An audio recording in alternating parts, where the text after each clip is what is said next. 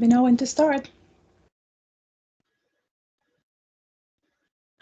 Okay, hello and welcome. Long evil everyone, talofa. Warm greetings to everybody who's coming in or about to come in. We are going to start a session for today on deep sea mining. My name is Mere Tarisovek.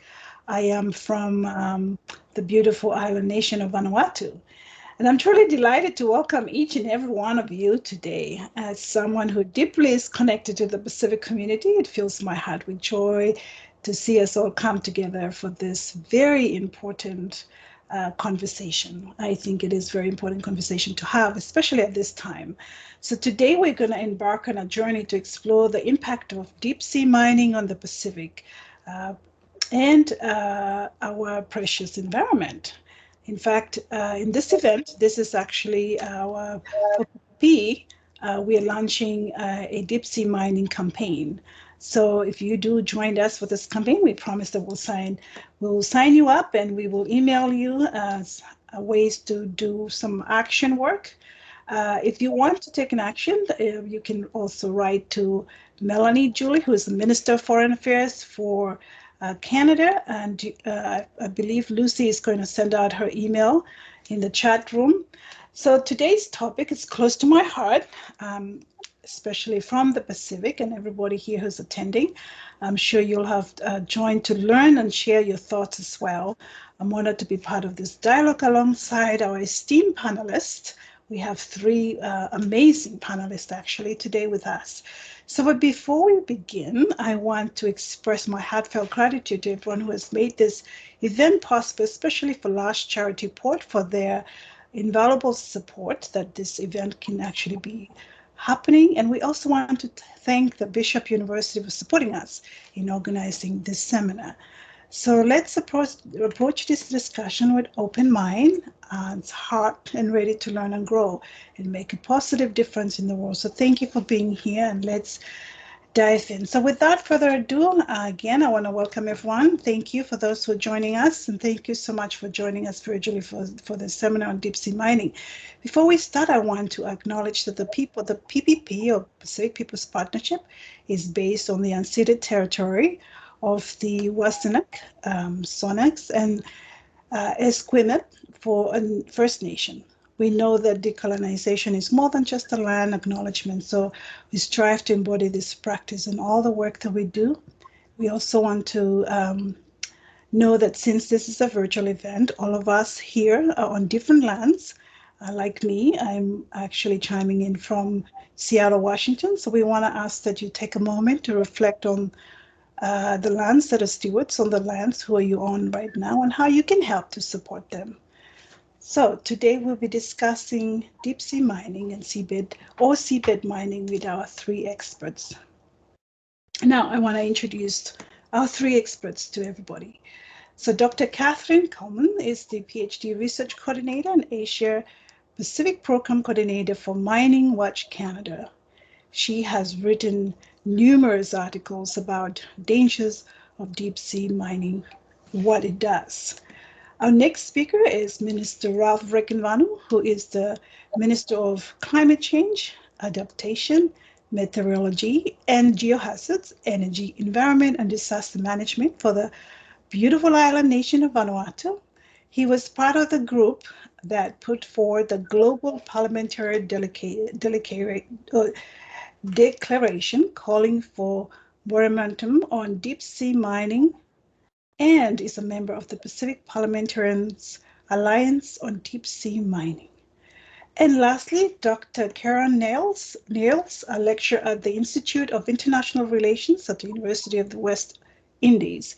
He has done significant work as well in green energy transition, so that's very interesting, and a policy including a number of publications. So in our panel presentation style, we will be asking some preset questions of our speakers and encourage our speakers, as well as those who are joining in, to have a discussion among ourselves. We will also, of course, leave some time for audience to ask questions and engage with our speakers because we're here to learn. But before we begin, we need to make sure that everyone has an understanding of what deep sea mining is. So I'm going to hand over to Dr. Courmans, Catherine, who has kindly agreed to give us an overview, because even me, I don't even know what the deep sea mining is. So I'm handing that over to you, Catherine. Thank you so much, and thank you for inviting me. So just briefly, deep seabed mining is a proposed expansion of land-based mining for metals and minerals, but now into the ocean, and specifically deep seabeds. This is a new proposed industrial exploitation of our oceans, but it has not yet started, it is not yet regulated, and it has not yet been permitted in international waters. So I'm just going to very briefly sketch what is being proposed for you because I don't want to take too much time away from our panel discussion. So there are three key deep sea ecosystems that are being targeted for mining, each of which are habitat for rich biodiversity of deep sea creatures, of which only a small fraction have yet been discovered. One of the ecosystems being targeted are called hydrothermal vents, most commonly found at depths of about 2.5 to 5 kilometers under the sea surface. These vents are like small underwater volcanoes that spew hot, acidic, and metal-rich fluid up through the seafloor. As this fluid cools, the dissolved minerals precipitate out and they harden and create the hydrothermal vent chimneys. The chemicals spewing out through the vents would be toxic for most terrestrial species, and yet the hydrothermal vents are home to a great diversity of organisms that can only live on and near hydrothermal vents. And these are found nowhere else on Earth. These creatures feed on the vent microbes, which derive energy from the chemicals coming from the vents via chemosynthesis, rather than through photosynthesis from sunlight. It is thought that life on Earth may have started at these vents. The target minerals in the hydrothermal vents include copper, gold, silver, zinc, and lead. These metals would be mined by sending machines down to the vents to cut them up and bring them to the surface. Another ecosystem being targeted is seamount crusts. Seamounts are underwater mountains. They're found at depths of about 800 meters to 2.5 kilometers under the sea surface. As seamounts span the biodiverse midwater zone of the ocean, they are characterized by very rich biodiversity that also serves as a source of food for many migratory species such as sharks and tuna. There are hard deposits on some of these seamounts that have taken millions of years to form, and that contain target metals such as cobalt, manganese, iron, copper, nickel, and platinum. These crusts would be mined by putting large machines into the ocean to cut up and remove the crusts. Finally, there are polymetallic nodules. These are roughly fist-sized rocks between 2 to 10 centimeters in size. They're found on the surface of the seabed of the abyssal plains of the ocean at great depths of about 4 to 6 kilometers below the surface. Like seamount crusts, polymetallic nodules grow extremely slowly. It is believed to take millions of years for 1 centimeter of growth.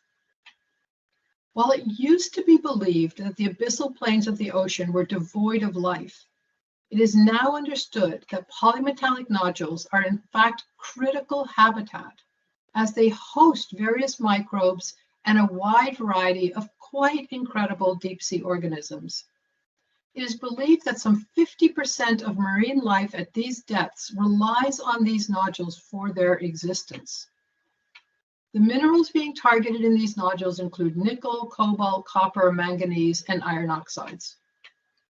The way these nodules would be mined is by putting huge machines on the seabed floor with like caterpillar-like tracks that would trawl the seabed and suck up the nodules through a pipe to a ship at the sea surface.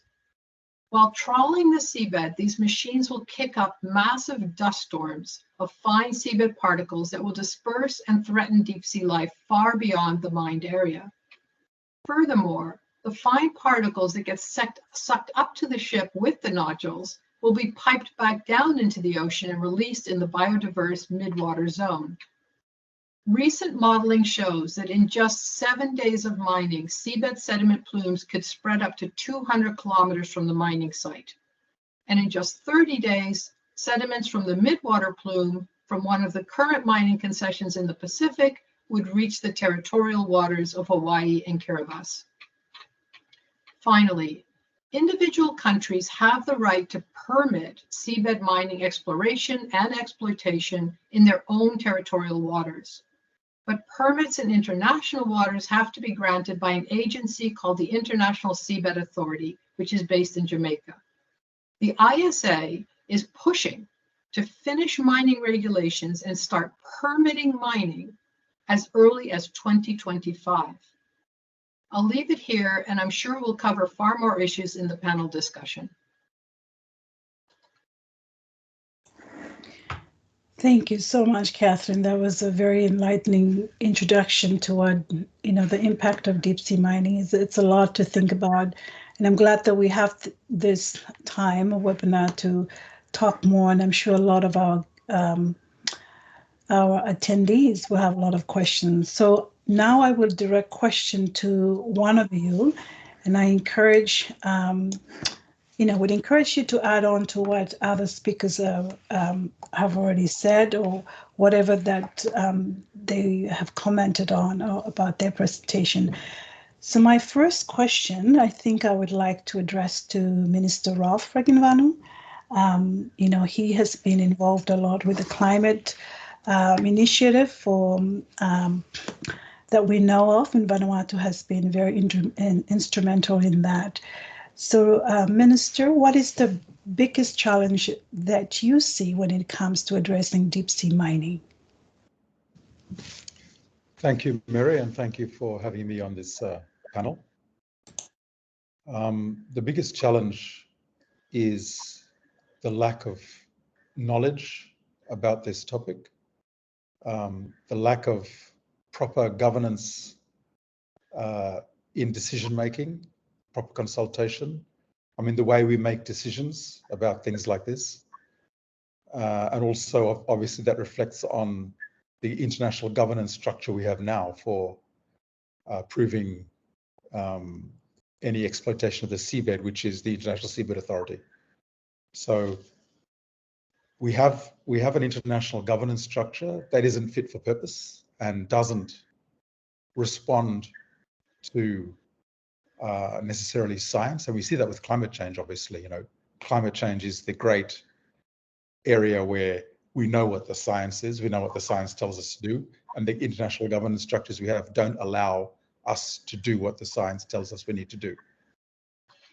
In the case of deep sea mineral exploitation, it also comes back to,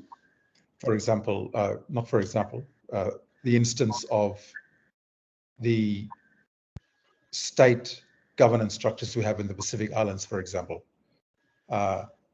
And I would say it's the same everywhere. This democratic form of government which doesn't kind of allow for necessarily transparency about things. And I want to give an example of this. Deep sea mining became an issue in Vanuatu back in 2014, only because I became the Minister of Lands and Natural Resources, responsible for mineral exploitation in 2013. And I discovered that our country, authorities in our country at the Department of Mines, had issued 145 licenses for deep sea mineral prospecting without public knowledge and without any proper regulatory framework. And so based on that, I then began a national awareness raising and consultation program, which led to a large national consultation and then conferences. And basically, as a result of people finding out about this, very clearly, all the peak national authorities like the National Council of Chiefs, National Council of Women, National Council of Churches, National Council of Youth, all said, we want no part of deep sea mining in our country. But the government had gone ahead and granted these licenses without anyone knowing about it. And I think the same thing is happening because the Pacific states are on the forefront of pushing for deep sea mining.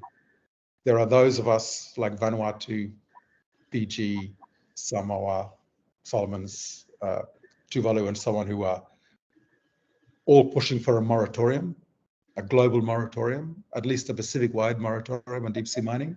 But then there are the states like Nauru, Cook Islands, Kiribati, Tonga, which are pushing for it. And in fact, Nauru was the one who triggered this 2-year rule that we're now seeing playing in effect in the ISA, where there is this push to grant the first licenses, whether or not there is a regulatory framework, which is kind of a very stupid rule, if you ask me.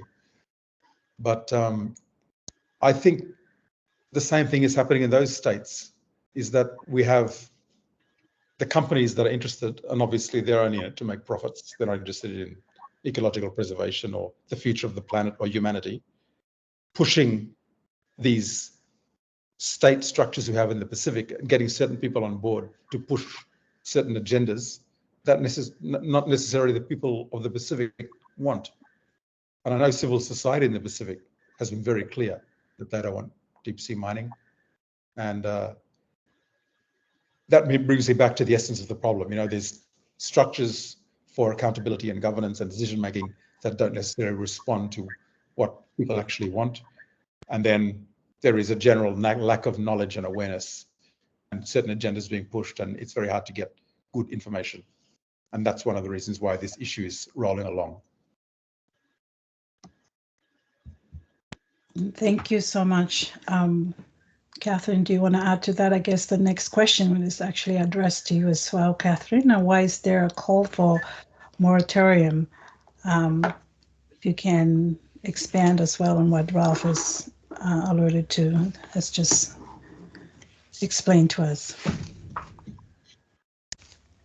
Yeah, so I mean, if you know, the question around the biggest challenge that we see with respect to addressing deep seabed mining, I mean, the threats of industrial deep seabed mining to the global ecosystem sustainability, to biodiversity, to food security, and even to the climate crisis are very serious. And in all of the concessions to explore just for polymetallic nodules that have been granted already by the International Seabed Authority in the Pacific area called the Clarion-Clipperton Zone, which is an area about twice the size of India, if all of these concessions are mined, this would create the largest contiguous mining zone ever created in human history. So this is not just a little bit of mining, this is huge scale. And not only that, but this mining zone would exist in one of the most untouched and most fragile ecosystems on Earth, and one that we have yet to explore and understand scientifically. So there was a recent expedition to the Clarion-Clipperton Zone, and this expedition identified 6,000 to 8,000 deep sea species, of which 5,000 were completely new to science. And the creatures that live at these great depths in the ocean are unlike any we have on land. They have unique properties that allow them to exist in complete darkness, at near zero temperatures, and at crushing depths. But they're also extremely fragile to disturbance. They're very long-lived, but they're very slow to mature and reproduce. So not only do we know very little about the species that will be destroyed by deep sea mining, but we also do not yet understand how they relate to the entire web of life in the water column above them to the sea surface.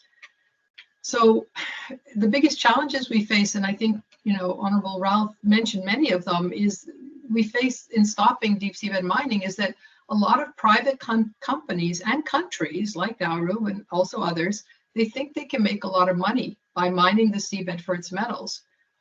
And there's a push on by many global north countries to secure access to what they call critical minerals for the energy transition, but also for military purposes.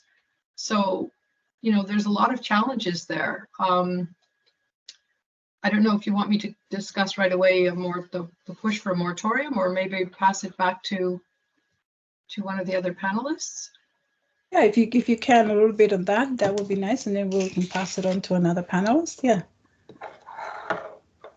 Okay, so as mentioned by Honorable Ralph, and as I also mentioned, individual countries that have a right to permit seabed mining, exploration, and exploitation in their own territorial waters, but only 2 are seriously considering mining in their own deep sea beds, and this is Papua New Guinea and Norway.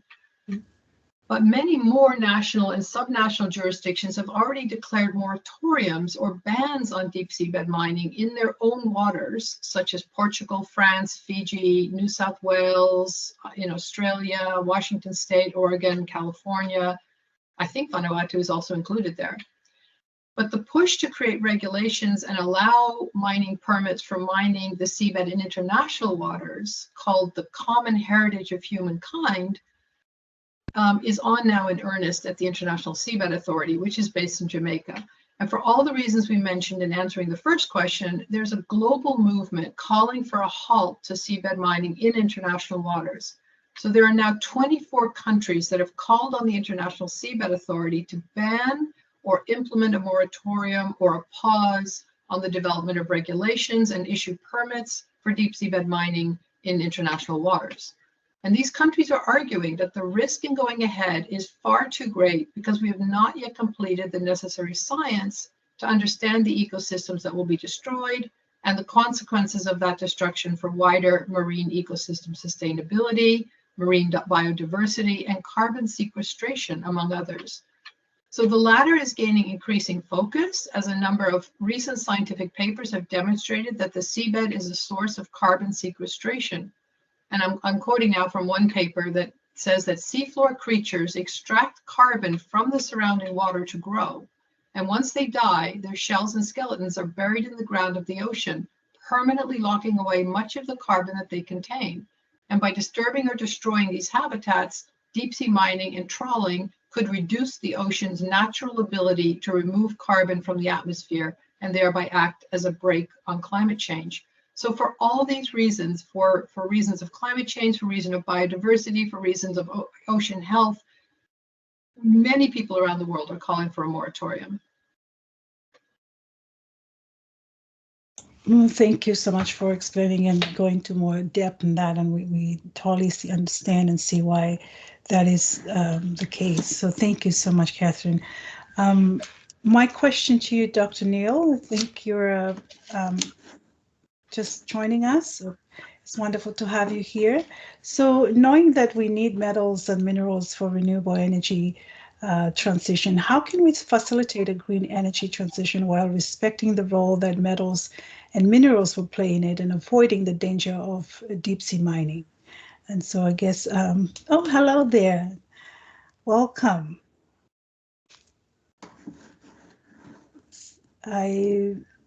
Your microphone is mute. If you Good evening, everyone. Mm-hmm. Can you hear me? Perfect. Nice. All right. Okay, awesome. So, good evening, everyone. My name is Keron Niles. I'm based at the University of West Indies, and my PhD is actually looking at the issue of a sustainable transition from a fossil fuel base to a renewable energy base in the case of the Caribbean and Pacific. And I did a comparative analysis on the Caribbean and Pacific, and actually visited the Pacific. But I'm from the Caribbean as well. We have been here before, and that is the context that I want to lay to begin to answer your question. We have stood at this juncture before, on many occasions actually, and this is just another manifestation of one of those choices that humanity has to make. In 1968, a geographer called Hardin began to describe something called the tragedy of the commons. And what he was saying is simple. The concept was really simple. If a group of nations, a group of people are trying to access a resource that they all benefit from and would be disadvantaged from by pulling away from, if they do so unilaterally, no one is going to pull away, even if it were to result in the depletion of that resource. No one is going to pull away because no one wants to be the one to lose out.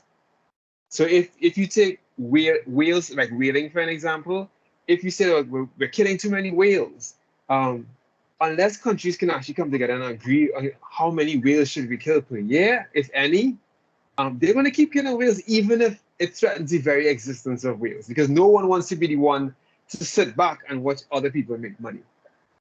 That is precisely what happened with slavery. All of these countries did not want to pay for labor. And who would, if you're looking at all these great nations, all these metropolitan nations making money from not paying for labor, why would you then say to yourself, oh, maybe I should pay for it? What, in the name of morality?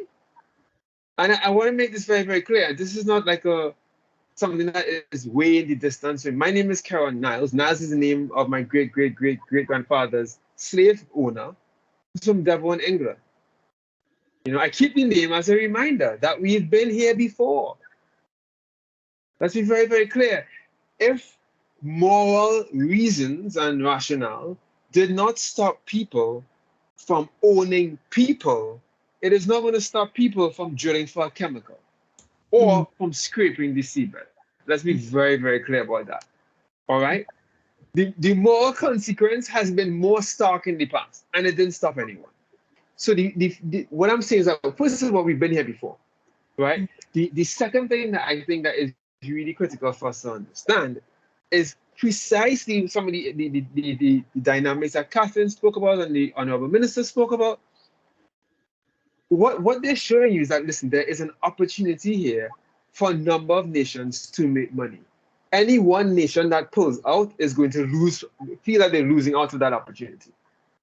We even saw that recently when 2 years ago, a number of companies like BP actually said that they were going to transition to green energy sooner.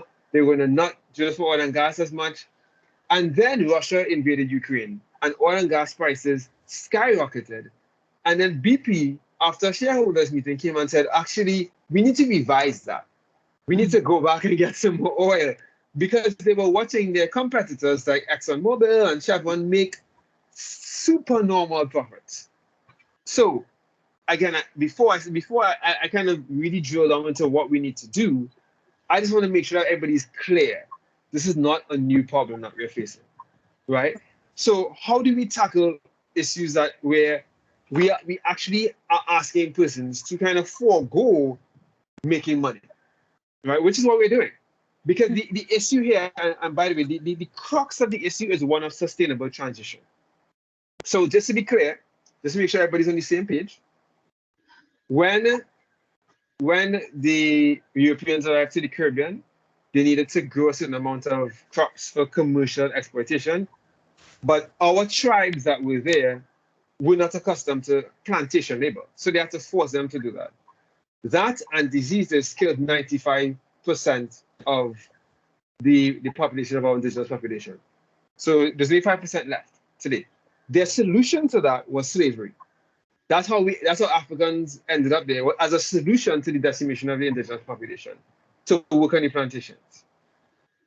After hundreds of years of resistance and struggle, plantation owners realized a very simple principle.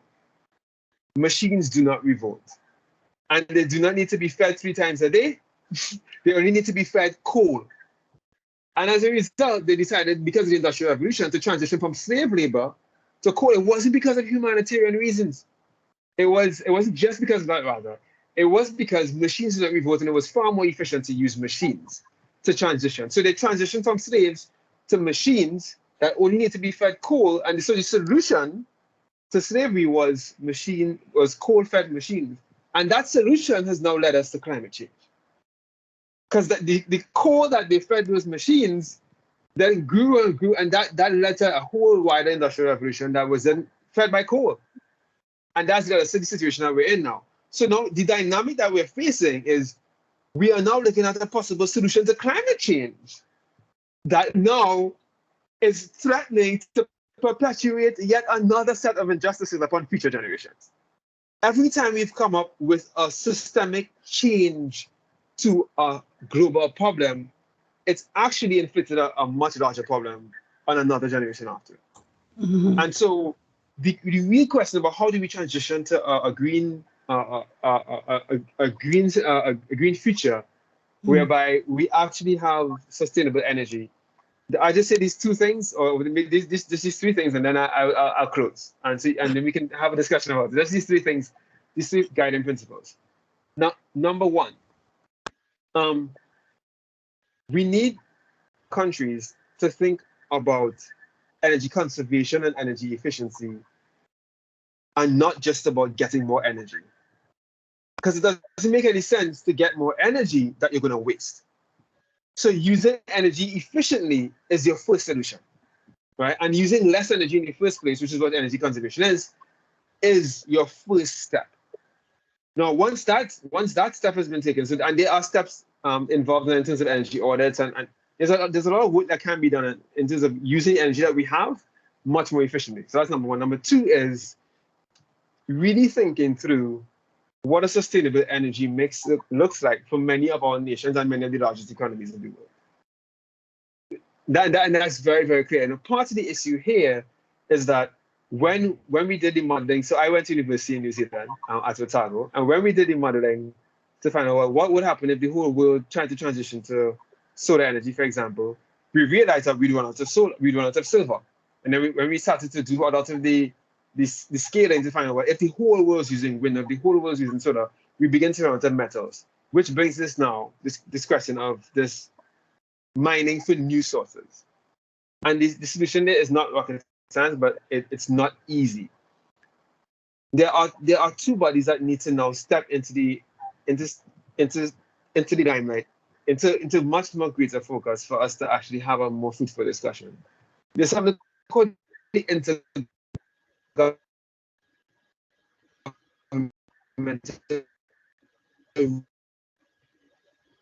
resource panel, that helps monitor how we so versus resources and economic growth versus resources. What we actually need to do now is actually need to bring that work and that body much closer to this issue, and also much closer to the Intergovernmental Panel on Climate Change. Because what we need to do now are these resource maps that actually tell us, okay, well, every country needs to transition. What would it realistically take? And how much resources actually do we need? Because part of the problem that we face now, and this is my last sentence before I stop speaking, part of the problem that we face now is if we go into the CCZ, the cryptocurrency zone, as Catherine spoke about, how much do we actually need? This would be a much different discussion if we knew what we were actually going for and how much of it we were actually going for. But right now, we're just going to take as much as we can get. That approach is fundamentally problematic. So we haven't even studied what's there properly, but more importantly, we haven't even really discovered how much we actually need. And so that what we are faced with right now is a scenario where we're just going to go and take. And that, my friends, that, ladies and gentlemen, is really dangerous. I'll stop there. Thank you. That's a very powerful, take on that. And I just want to thank you for your amazing insight, because we haven't really thought about that. Something for us to really delve into. So there you go, Catherine. That will be, I'm throwing the question to you now after Dr. Niles has just, presented us with 3 questions. So I guess that would be, what is the role for that Canada has in deep sea mining, Catherine? Yeah, so let me just maybe backtrack a little bit, because we have this situation with the International Seabed Authority, right? And one of the questions was also like, how does it need to be reformed? And it's the realities of how bad this is going to be to mine the deep sea bed and how wrong this is really sinking in. And so there's been 24 countries now that have called for a halt to the ISA developing regulations and issuing mining permits. And the EU Parliament has also called for a moratorium. And there are many other sectors that are calling for a moratorium, like there's 34 companies and financial institutions who have signed a statement calling for a moratorium on deep seabed mining activities. And these include automobile companies and electronic companies and banks.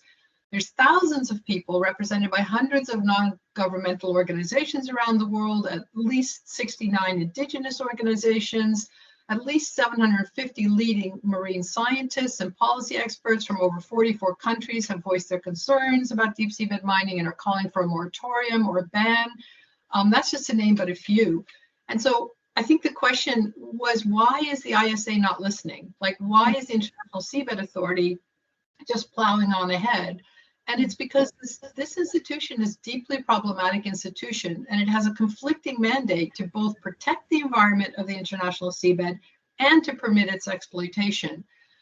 It's also a very outdated institution. It was created in 1994 and has very poor governance, very great lack of transparency. Honorable Ralph already mentioned the lack of transparency, and really arcane rules that make it very difficult for the growing number of countries that want to call a halt to deep sea mining and to make the ISA change its course to actually do that. And one of the things is something that Honorable Ralph also mentioned was this loophole. There's this legal loophole at the ISA called the 2-year rule. And it's also been called the nuclear option because once it was triggered, people thought it would never be triggered, but it was triggered by Nauru together with its Canadian partner organization, the Metals Company out of Canada. And this allows mining companies and their state partners to apply to start mining the seabed within 2 years, even if there's no regulations and no guidelines yet. And this rule was triggered, as I mentioned, by Nauru on behalf, really, of its Canadian partner, the Metals Company, based out of Vancouver. And this happened in June of 2021. And this has put enormous pressure on the International Seabed Authority to rush through these regulations. So that's one role that Canada has played, right, through the Metals Company, which triggered this really horrible thing. But also the Canadian government has been dragging its heels and calling for a moratorium in Canada's territorial waters, and took even longer to join other countries at the International Seabed Authority to call for a moratorium in international waters. And the problem is that Canada's statements, even though Canada has now made these statements saying moratorium on mining in Canadian's territorial waters and moratorium on mining in international waters, the statement includes language, and I'm just going to quote from this, language such as, such operations, deep sea mining, must comply with robust environmental standards and be able to demonstrate that the environment is not seriously harmed as described, as determined according to these rules, regulations, and procedures adopted by the International Seabed Authority on the basis of internationally recognized standards and practices. So what Canada's really saying is there should be no deep sea mining until there are robust regulations. In other words, it's not really saying this practice should never happen. It really is unacceptable that we ever do this. Does the International Seabed Authority need to be reformed, and how do you see that? How would that be done? Question for Catherine again. Sorry. I mean, anybody can take it, but. Yeah, I think I have just said a little bit about the International Seabed Authority and the fact that it needs to be reformed. I think I'll maybe let someone else take it. Yeah, so how do we see that to be done? How can that be done? From maybe somebody else who may want to answer. Neil, Dr. Neil? Or Ralph? Yeah, so okay, go from on. where you guys are, So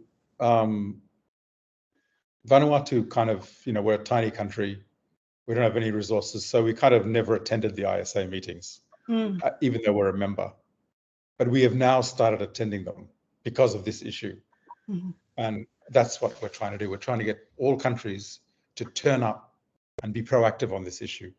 We're trying to find ways to pass resolutions, all the mechanisms we can find to delay any adoption of rules, any approval for any deep sea mining to go ahead. And that's kind of the way you deal with these multilateral institutions, right? You try and just get in there and put in whatever we can to make it not happen for as long as possible until we build a political consensus. And I think the political consensus is building. We're getting more and more countries, as Catherine was saying, more and more states, more and more, like the EU Parliament just came on, saying, no, we cannot go here. And so there'll be another meeting of the ISA next month. We will be sending someone again. We're fundraising to try and find some way to get this person there. So they're sitting in the seat, talking with other states, like-minded states, strategizing. And we're strategizing in New York with other states as well to see ways in which we can make resolutions at the assembly level, because the ISA is basically, it's this structure where it's rigged, and so there's a council which isn't representative at all of all the countries. There's just a few select countries. It's like a Security Council. They make the decisions on behalf of humanity. We can't even get in the room and on the table. We've got to find other ways to get resolutions up that will assist to reform this institution. And in the meantime, just stop any seabed mining being approved for as long as possible until we get this reform, or until we get that whole thing taken off the table, this whole idea of going and mining the seabed. So just to say this, I find this, being the Minister of Climate Change, and I'm at the COPs as well, it's very similar to what's happening at the UNFCCC process as well. We all know we can't continue to burn fossil fuels. We all know that, very clear. We all know we shouldn't go to the seabed and mine minerals. We don't need them. We need to reduce our consumption, our energy, our ways in which we are wastefully exploiting this earth. And yet we go to the Climate Change Convention, we all agree on, reducing emissions. And yet we have countries who have production, pipelines of new coal plants, new fossil fuel projects in the future. And it's almost unbelievable that you come to an event and say this, and then you go back and you continue doing the very thing that you know is contributing to the problem. So, yeah, that's what we're trying to do in terms of reforming. It's just being at the table, making sure we do as much advocacy as possible. And we have a big issue this year in the Pacific because the Pacific Islands are split. This is the big issue splitting the Pacific Islands right now, is deep sea mining. Okay. We have the champions of deep sea mining who are Pacific Island states, and then you have countries like ours who have called for a moratorium. Mm-hmm. We need to sort our own house out. And so there will be a series of meetings this year in the Pacific between governments and civil society and leaders to try and see if we can, the other thing to remember is we have just agreed on this international convention for biodiversity beyond national jurisdictions, right, at the United Nations, which is the High Seas Treaty, which talks about conserving the biodiversity of the high seas at the same time as we're going to mine it for the first time. Yeah. So it's kind of crazy, contradictory things happening. But I think it's important, coming back to climate change, and I'll come back to what Catherine said, the ocean is our biggest carbon sink. Mm-hmm. We should not be doing anything to possibly compromise the capacity of our ocean to continue to absorb that carbon. And this is definitely something which can compromise it, especially because we have no environmental baseline for the ocean. Normally, you do not start any activity unless you can do an environmental impact assessment. And for that, you need an environmental baseline. We don't have an environmental baseline. How can we know what we're going to do, what impact it's going to have at all? So these are the kind of concerns that we need to raise, and we need to make sure that this, I know in climate change, the science isn't necessarily guiding action, but let's hope that maybe in this area, although I'm probably more along the line of Professor Niles on this, it doesn't really matter about the science. It matters about this political will we can build, and popular movements around the world, and people and provincial governments and everyone just trying to join in this chorus that we can't do this. We can't go to this last, frontier, and for what? Why are we even doing this? Doesn't make sense. Thank you. Yeah, I'm seeing Neil just scratching his head and smiling. Do you have a take before I have one more question? Yeah, I'm trying not to be too controversial. But I mean, the lessons are before us. I don't know how many people know about the island of Banaba in the Pacific, an island that was mined for phosphate. That was uninhabitable after. I think so. This is what I'm just gonna be really blunt, right? What I said before was, if it didn't stop people from studying people, I don't think science is going to give people a reason to not make an enormous amount of money because what it seems like is, for me, is the kind of rare earth metals that they're going after, people are already fighting over in certain parts of the world, right? And so the question for me is, how do we, and this, the question really is, we partially need to make this an economic question, right? And the part of the issue here is we never do a good job of pricing in the externalities. What is the cost of what we're losing? And we only began to really think about this, well, climate change, when it was really too late. Like, what is the cost of the climate damage that we're seeing? What is the cost of the loss and damages that we're experiencing? I think we actually do need to begin to speak in very stark economic terms about the potential losses that we are going to experience, not just our generation, but future generations, if we don't take, I mean, and that's why a moratorium and not a ban is what's being advocated for, right? It's not, we're not saying that we'll never do this. I don't even know if that's going to be helpful, because it's just going to lead to more crashes. I think the question is, we need to understand what we're doing first and what the actual cost of it is. Even if we're not going to say, like, let's never do this ever, ever, ever. Let's say, or let's get better equipment that makes it less invasive, whatever that looks like, I have no idea. But what I do know is that right now, there are simply too many unknowns. We don't know how much we need, as I said earlier. We don't know the cost to future generations. And to be honest, I don't even know if we know the cost to present generations, right? And honestly, at a time like this, maybe you see, it's really hard when AOSIS is split. It's really hard when there's a lack of consensus with G77 and China. And it's really hard when, like, the Pacific Islands in itself is split. But we need to have, I think what changed the conversation about slavery was money. What changed the conversation about even other forms of the tragedy of the commons, like whaling and overfishing with tuna, is usually money. Somebody comes into the room and says, if we don't stop this right now, everyone is going to lose money in the future of tuna.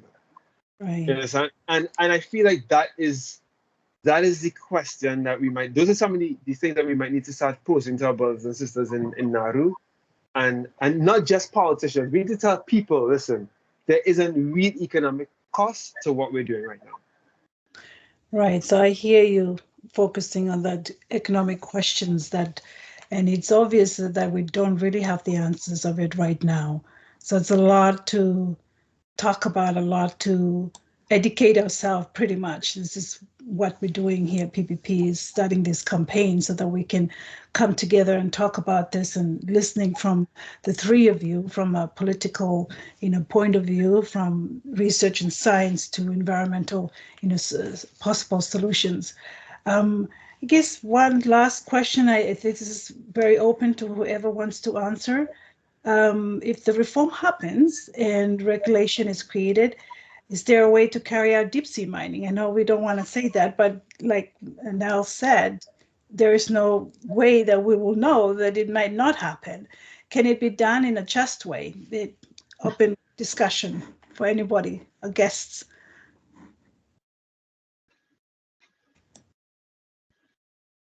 Catherine, you go first. All right, I'll give it a crack. I also just want to react to some of the things I've heard from Keron especially, but yeah, so let's take one step back for a moment. I think the argument that this is about money is just 100% spot on. Of course it's about money, absolutely 100%. And the metals company, this Canadian company that is at the forefront of global promotion for this, like is the loudest voice in every room promoting deep sea mining, keeps pretending that we need these metals and minerals to save the earth from climate change. And it's such a load of hooey, right? It's just nonsense. And recently, now that battery technology is changing, and batteries don't need, because he used to go around with one of these polymetallic nodules and say, look, this is a battery in a rock, right? Now that battery technology is changing, and isn't so reliant on metals, also for economic reasons, because it's cheaper to make batteries that don't need as many metals. Now he's actually selling his polymetallic nodules to the military industrial complex. He's pushing these nodules in lobbying in Washington as critical minerals for defense. So it's not battery in Iraq, it's missile in Iraq, right? It is all about money. And I just wanted to also say that, you know, if we look at Canada's role, the metals company has said, even if the ISA is persuaded by, you know, more and more countries coming on board and saying there should be a moratorium, they have triggered this rule, and they said they will go ahead and mine the deep sea bed with or without regulations. So this is a Canadian company saying this. So this is how shameful this gets, right? So yeah, that's a little bit of response to what we've heard. And I think I've lost track of the question, but you know, the question was if the reform was going to happen, you know, and regulation is created, there's a way to carry out it. How can it be done in a just way? I think the only way, and again, it really does rely on a financial response, because I think also what Keron was saying was, like, as long as there's money to be made, you're not going to stop people from trying to do it. And there's one place on Earth where we were able to do that, and that was Antarctica, right? We have an Antarctic treaty, and we can have scientific research in Antarctica, but we cannot have commercial exploitation of the resources that are there. And so maybe the only way to have this work as a total ban would be that nobody gets to go, right? Not one person gets to go or another person gets to go and they're all competing and everybody's going to go no matter what happens, you know, damn the torpedo sort of scenario. But if the deep sea bed could actually be declared a protected area, just as Antarctica is, then nobody would get to go, and that would allow us to back people off. So that's the only solution I can see for this, you know, to create a level playing field. And then we're going to have to deal with bad actors like the metals company that, you know, thinks that they can just go ahead and do whatever they want. Yes, so I would agree that we are going for a moratorium on deep sea mining, full stop, global. And many states are calling for that. And so that is the objective. 100%, 100%. Just let me say really quickly that I have to agree with what Catherine just said. At the end of the day, it has to be that no one gets the right. If one nation, if just one ship begins work, then other countries, that is going to really trigger the tragedy of the Courmans. Other countries are going to say, oh, you're making money and I can't. And then it's going to be a race for the seabed. Yeah, so it has to be that no one gets access for at least for a period of time, that no one gets access. Because once that is broken, once one has access, you're going to really struggle to keep other people out of the equation. I mean, I did say that this is going to be a real struggle. What I think is actually happening, and I mean, I'm pretty sure from what I understand is that the metals company in Canada is beginning to have a financing problem with its shareholders and its donors. And which is why I say it's coming down to money. And so that CEO is under a tremendous amount of pressure to get a return on the huge amount of investments that they got, right? And so when I say that money is driving this at so many levels, it's money is driving Nauru, it's money that's driving him, it is, and the part of the issue is when money is in the driver's seat, a lot of questions get ignored, tend to become ignored. You understand? And a lot of the questions that the Honorable Minister was talking about early, there's a reason why people aren't asking about those, because at the end of the day, if shareholders' returns is the priority, then the cost of future generations, the cost of people right now is and the cost of the ecosystem is certainly going to take a backseat. So but to answer your question blatantly, and because we haven't answered it yet, can this be done justly? Part of the issue is that we don't even know, because we haven't even done we haven't done the science yet, which is why it's kind of crazy to go ahead. Like we need an actual answer to, okay, if we are going to do this, what is the most just way to do this? Even oil and gas is done by blocks and licenses. But what is the best way? If we eventually get to the point where we say we're going to do this, then we need to figure that out. And which is why I said earlier in my first contribution, I said we haven't even figured out how much we need or how to do this. So that's part of the reason why it's hard to answer the question in terms of what does a just way of doing this look like? Because right now, if we do this in the way that it's being panned out, a few people are going to become very wealthy at the expense of millions of others. So let's open it up for questions and Q&A. We have a very first question. I hope you guys are ready. And then, Ralph and Catherine, you can continue. You can have this discussion. My questions are done here. I got a really long question here. Let's see. Let's start with Anne Young asked that who would enforce the rule and that no one could mine the ocean? Good question. Anybody can take it. Well, maybe just because I was proposing the model of Antarctica, which would be a rule basically that no one can mine the ocean. I mean, if you go back and look at how that treaty came about, it took a long time, right? And I think we're in that very early stage where there's voices starting to speak up and say, wait a minute, no, this is a terrible idea. Like this should never happen, right? Or at least it shouldn't happen, as Keron said, until we have a lot more information. But that's a process, and it really does take political pressure, and it takes all of us bringing our voices to this struggle, adding our voices. We're not all ministers, but we're in NGOs or we're in academia. We have our own spheres where we can bring our voices. And as I said, there's now 24 countries. There's a whole bunch of corporations now that have said, nope, we're not going to source metals from the deep sea. These are automobile companies and electronic companies. There's banks that are saying we're not going to lend to the deep sea mining. There's insurers who are saying we're not going to insure. There was a big announcement recently in Switzerland, a reinsurer that said we're not going to insure companies that do deep sea mining. The voices are percolating, right? People are speaking up, and we're going to need a lot more of that. But then there will be eventually a process. It starts at the International Seabed Authority, a really, really problematic institution, right?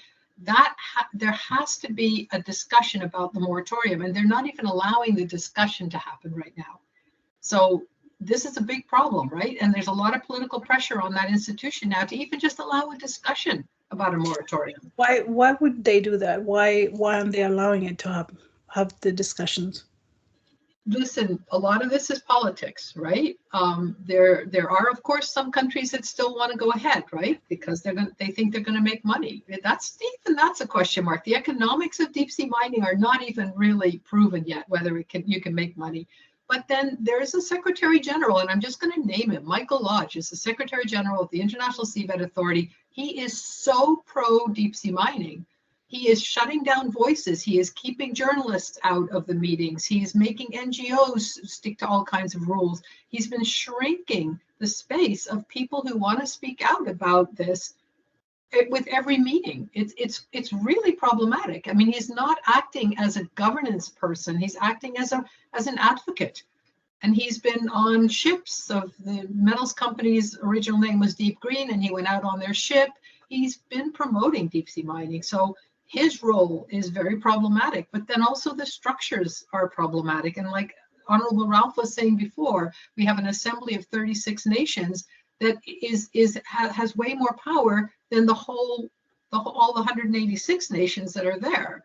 So, in the General Assembly, sorry, this is the committee is the smaller one. And the General Assembly is all the nations, and they're there needs to be an opportunity for them to speak as a whole. And a lot of these proposals that are being put forward to even discuss the moratorium at the ISA are being blocked.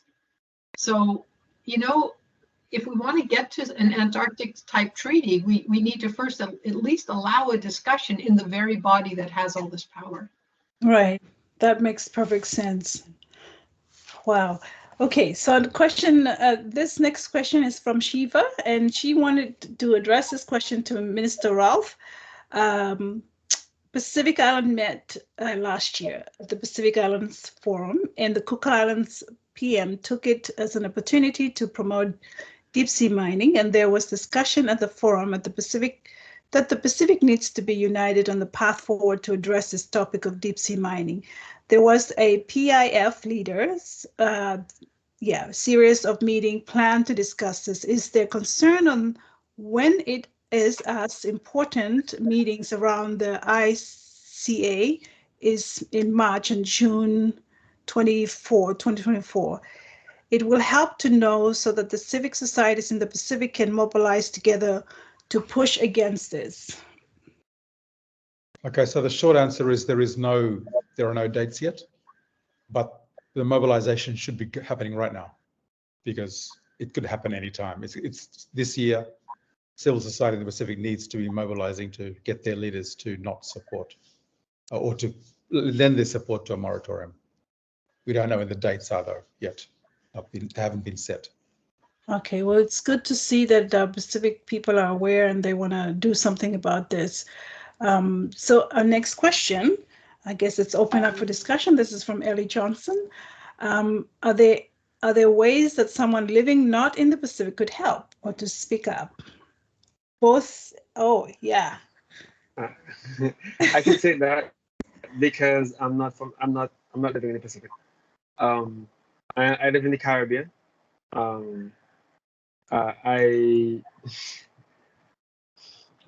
don't live in the Pacific Islands. My research is on the Caribbean and the Pacific, but I do not live in the Pacific region.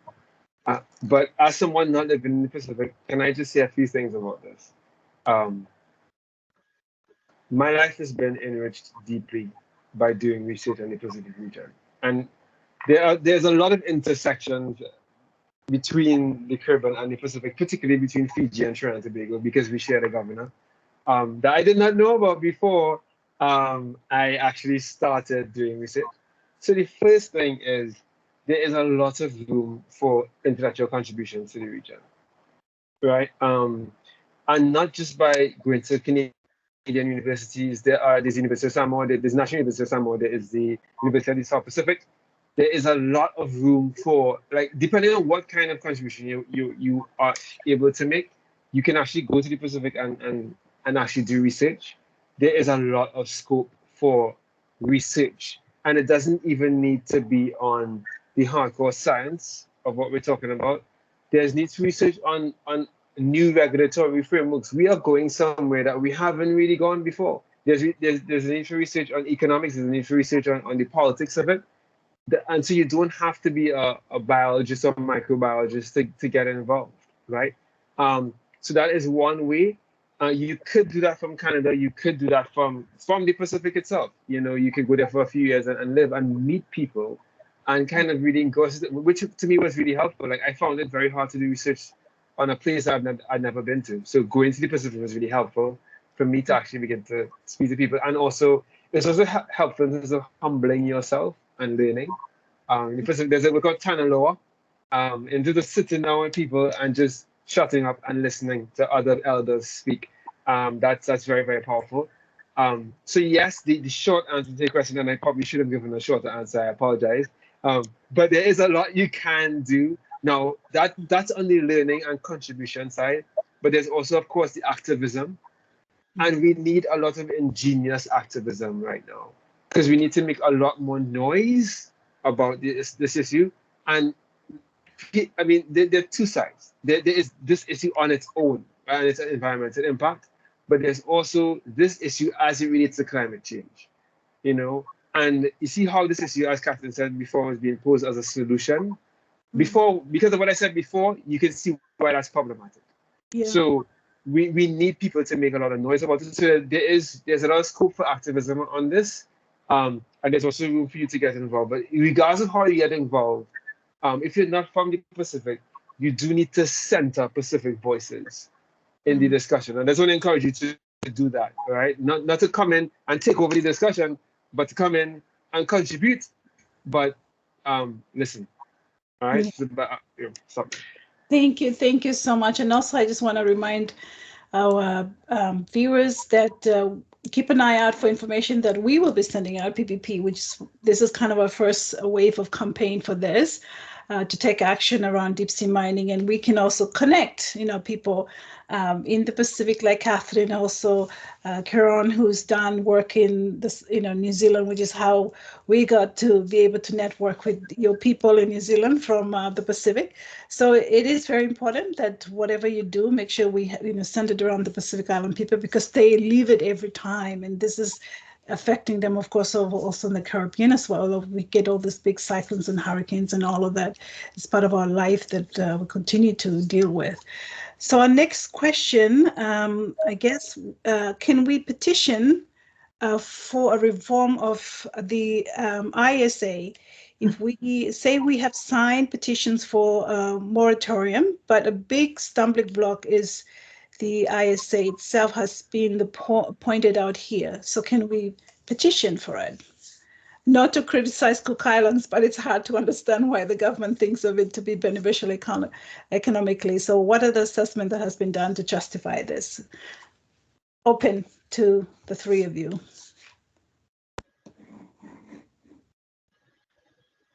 I can take the second one about the why the government thinks it will be beneficial economically, and then I can hand over to Catherine, the Honourable Minister. But I used to work for a board that was advising our Prime Minister. I'm from Trinidad and Tobago, which is 2 islands just above Venezuela, right underneath heaven. I call it the Caribbean, and I'm biased. I really like the Caribbean. So I was looking for a board that advised the Prime Minister, right? And my job was, again, advising on transitioning from a fossil fuel base, because we are a massive fossil fuel producer in Trinidad and Tobago, right? Our government supplies a lot of natural gas to the world, but our country supplies a lot of natural gas. So, and I was there advocating for us to transition to green energy.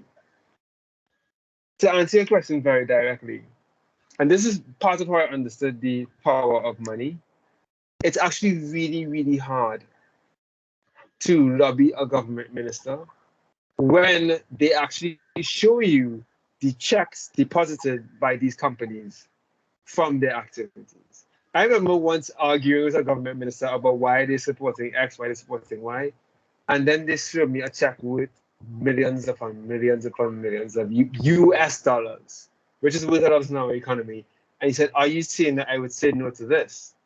Now, the part of the reason why Cook Islands and other countries may actually think it's economically beneficial is because unless you have seen the deal struck between the metals company and these countries, you don't know what has been promised. Some of these contracts will actually promise to pay these governments regardless of what they find. And so again, you can actually pay a government for their signature, which is what I think probably happened in this case. So Nauru has probably already begun to receive money, probably. And I would suspect that they would be paid regardless of if anything is found. And then they probably, if they were smart, they would have negotiated royalties on top of whatever was found, which would be, of course, very valuable for them. But I would say, if you're wondering why they would agree to it, don't think that anything has to be produced in order for them to get paid. Most of those contracts, I imagine, would probably pay out long before anything was produced.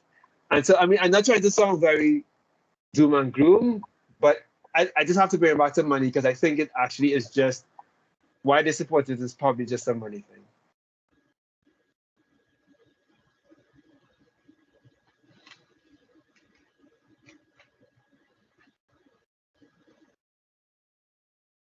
Maybe I can weigh in on the question about reforming the ISA. I think for the average citizen, that's a long haul.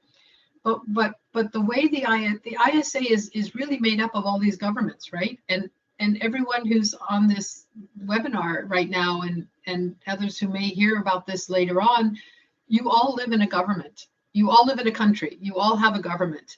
you all can have your voices, raise your voices in your own countries. So as we know, there's 24 countries now that have called for a moratorium. If your country is not one of those 24, then where you can work is directly from home. Work in your own place. Mobilize with other people and put pressure on your own government. It took a long time, even in Canada, it took us a long time to get the Canadian government to, first, they took a little step, they declared a moratorium within our own territorial waters. We had to say that's not good enough. We want a moratorium for international waters, then we finally pushed them. And even now the language is weaselly, right? But at least it's there. And so I would say to people, you all live in a country, start in your own country. Make sure your own country joins the 24 that have called for a moratorium. And there's going to be, I wish I had the link now, but I don't yet. There's going to be a website produced where anyone in the world can get on that website and you can write a letter to your minister, the relevant minister that's involved with the ISA meetings. I don't know if this website's already up and running. I just heard that it was being produced, and I think it will be up and running before the March meetings at the ISA, but that will be a way for people to directly send letters to their own governments. But you can also do that in other ways. Just mobilize with people and find out who's going to the ISA meetings from your country and get letters into them and try to push your country to join the moratorium. Okay. I think we have a question from Monica, and this is something to do with Canada, the Canadian government. Is there a way for the Canadian government, to put pressure on the company using the reference that moratorium hasn't taken place, therefore no legal right? And would a massive letter campaign help from the multitude of the environmental groups? That's one of the questions. Yeah, I mean, since it's about the metals company and about the Canadian government, I'll weigh in again. But just briefly to say that we have raised the problems with the metals company with our Canadian government officials, and they are not actively supporting this company. I think there's a lot of embarrassment about how brazen this company is behaving and how it has basically swung the entire ISA around its own agenda. But the Canadian government never takes on our own companies. Our mining companies are causing really big problems all over the world in terrestrial mining on land, horrible human rights issues, horrible environmental issues. Our government never takes on our corporations. So I don't think we can expect that to happen, unfortunately, sadly. That is. So I guess, if you guys, are there any more things that you want to talk about? For instance, as the ISA goes through the periodic review every 5 years, the last periodic review was done in 2017, but the report of the review came out in 2019. There was opportunity so this is from Ellis again.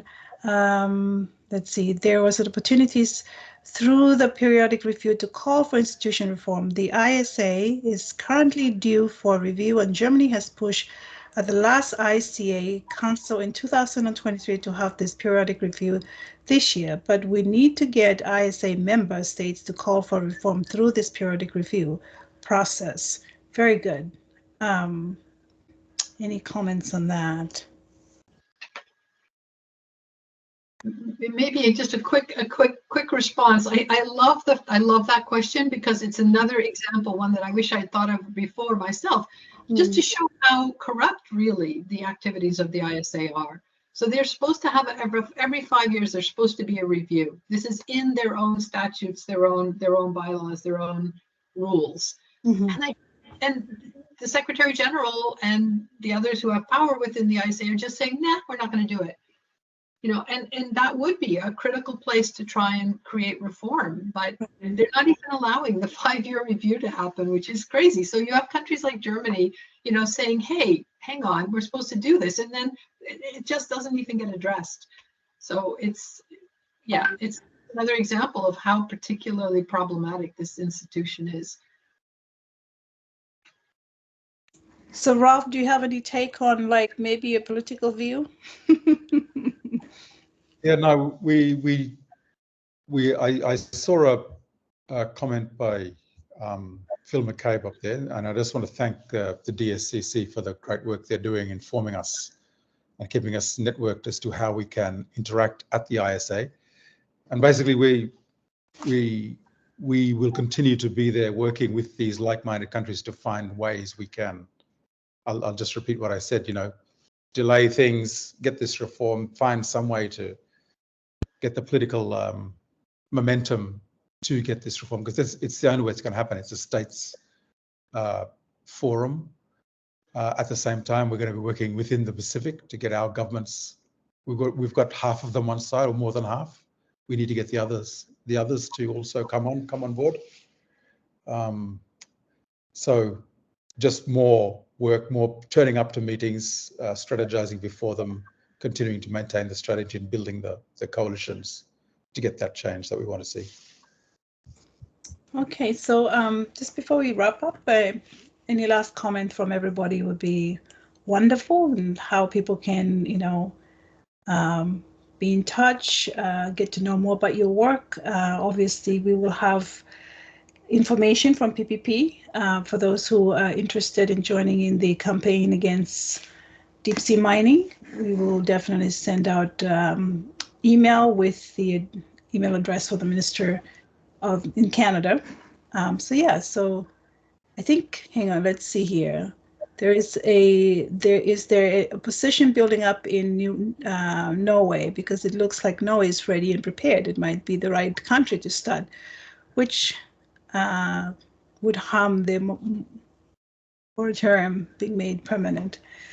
So some of those, but I'm open for any last comment, anything that in the field that you guys are doing. Hey, I just, oh wow, I see there's some more questions coming in. Yes. I see a question from Minister Ralph as well, and I see a question directly to me. Should I answer one time? Absolutely, just go ahead. We've got until 6:30, so this is open discussion.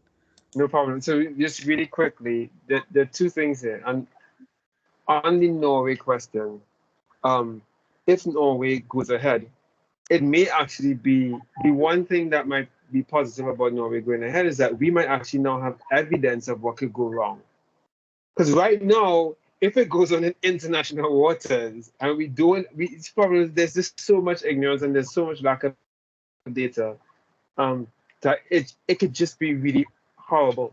But if Norway goes ahead, what we could press for is a crazy amount of transparency. And I shouldn't even use the word crazy, but a lot of transparency around what they're doing. Because Norway is a sovereign territory, and I'm not going to be the one to tell Norway that they can't do this and they can't do that, unless the people of Norway rise up.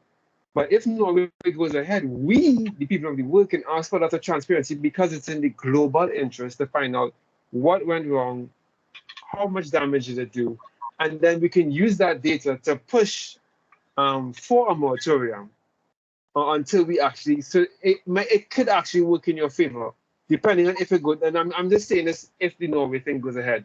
On the CARICOM, in terms of opportunities to push CARICOM for a moratorium, Joey, I'm hoping that you're also from CARICOM, by the way. CARICOM, for those others listening, is the Caribbean Community. It's our regional organization.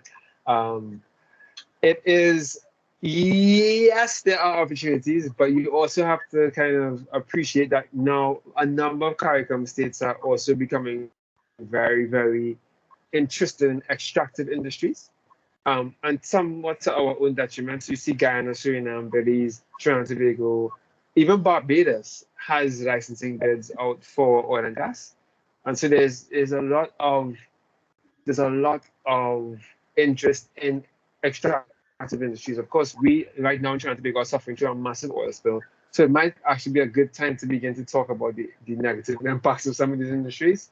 That said, the one thing I would say is, because we are so dependent on our seabed and our marine space for not just fisheries, but for dive tourism, I think there is a just cause to actually begin having very serious conversations about what would happen if this happened within nearby, and then it released plumes into our region.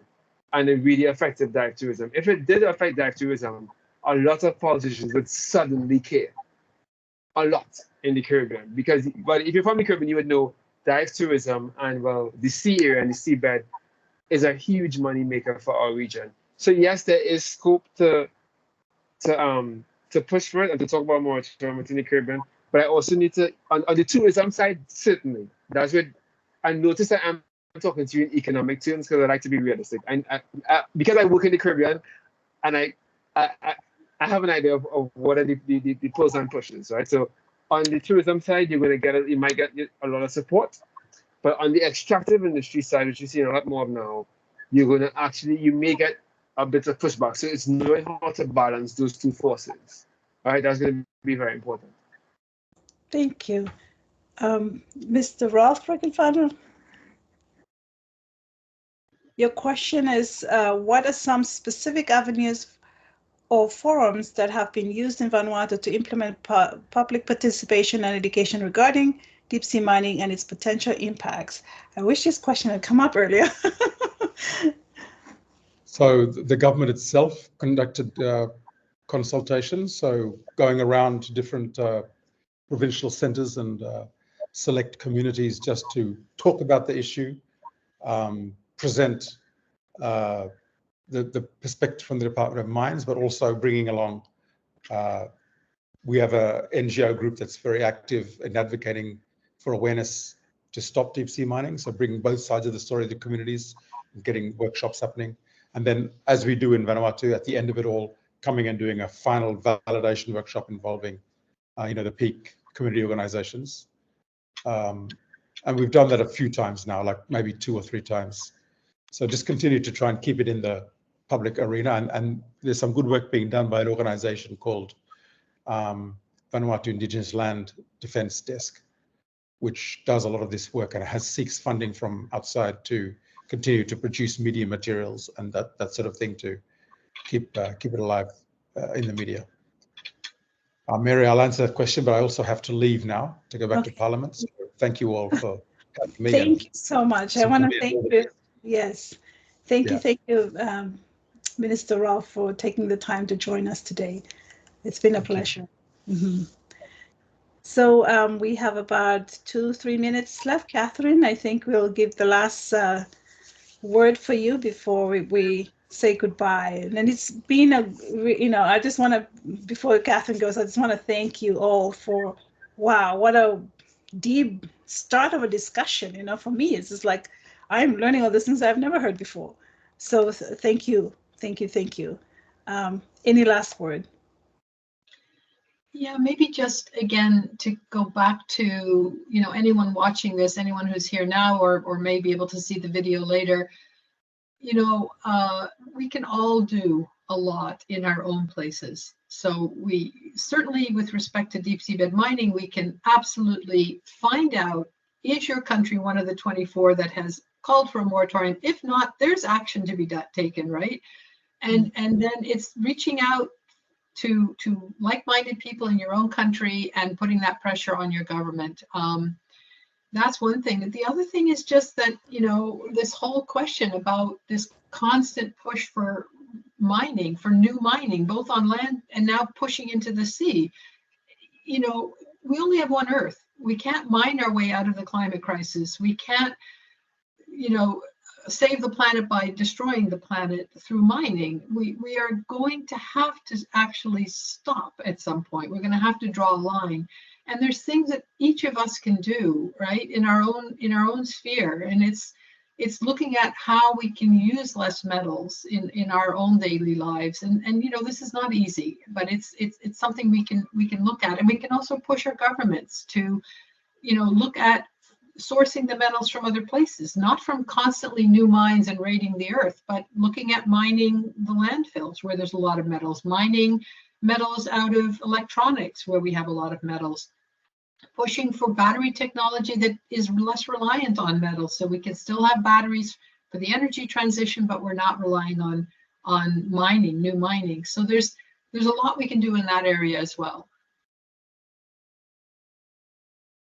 Thank you so much, Catherine. I just want to again thank PPP and also the Lash Pot grant for funding us and for this wonderful event, and also for Bishop University. But it's been a pleasure to have you on, Dr. Catherine, and also Dr. Niles and Minister Ralph Regenvanu. You've been just amazing enlightenment. It's nice to see the different contrast of discussions, and being able to have those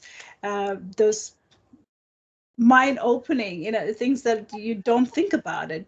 I feel like Catherine's saying one thing and then Ralph throws in one, and then, Niels throws in another one, and then you're just like, okay, where do I get my mind? How do I get my mind wrapped up around all of this? So it's a lot to think about. But I think one thing that is, for me, that I take away for this is, to me, personally, I feel like we don't know much about it a lot yet, especially at this time. There's just so much, and this is why PPP is doing this campaign to start this discussion, particularly to try and get more Pacific Island people to get into this and talk about it and understand it more. But also on the economic side of it, right? That Niels had talked about, that's something that we need to get our head around and understand. Is this something, what's the big question? And so a lot to think about, a lot to talk about, but also educate ourselves so that when we go to campaign, let's get our information right. How do we do that? So if you guys don't mind, send us your information so we can pass it out to our young people who are standing by, because they're like the climate advocates of, out there, and we would love to help them to go out and campaign and let their voice be heard. So thank you, Tomas, for joining us tonight. So I hope everybody has a good weekend in the Caribbean and up in Canada. I'm in Seattle. Other people out around the Pacific, wherever you are. It's freezing today, but it's nice to be to be having this discussion. Oh, so we have like 1 minute left. So anything else to be? Everybody's saying what a wonderful presentation. I'm glad. Thank you so much for having me. I put my my contact information in the Q&A. I can't type in the chat for some reason, but I put it in the Q&A, okay? Just so, in case anybody wants it. Okay. Awesome. Thank you. I'm sure our tech people behind this, they just put me in front and let me talk, and then they can handle. I like to talk. Okay. Okay, cool. Thank you. Thank you so much. Bye-bye, everybody. Right, kia ora. Kia ora.